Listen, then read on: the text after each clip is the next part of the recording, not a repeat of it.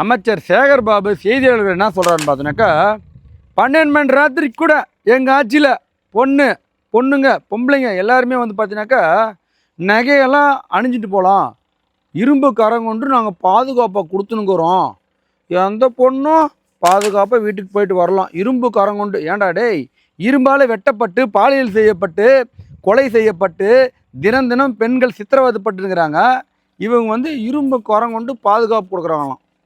இதெல்லாம் கேட்குறதுக்கு நல்லா தாங்க இது நம்பணுமே. நம்பக்கூடிய வகையில் ஏதாவது கதைகளை விட்டால் கூட பரவாயில்ல.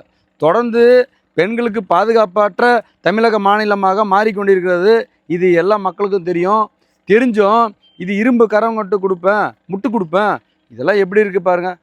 அதே மாதிரி பொன்ராஜ் செய்தி அரசியல் விமர்சகர் பெண்களை கேவலப்படுத்தும் விதமாக விபச்சாரி என்று கூறப்படுவதும் அந்த திமுகவின் கைகூலியாக இருக்கின்ற பொன்ராஜ் தான். இப்படியெல்லாம் பேசிட்டு பெண்களுக்கு பாதுகாப்பு 100% கொடுத்துட்ருக்கோம், இரும்பு கரம் கொண்டு முட்டு கொடுக்குறோம். என்னமே இல்லையே. பெண்கள் வெட்டப்பட்டு சிதைக்கப்பட்டு தினம் தினம் செத்துக்கிட்டு இருக்காங்க இந்த ஆட்சியில் தான்.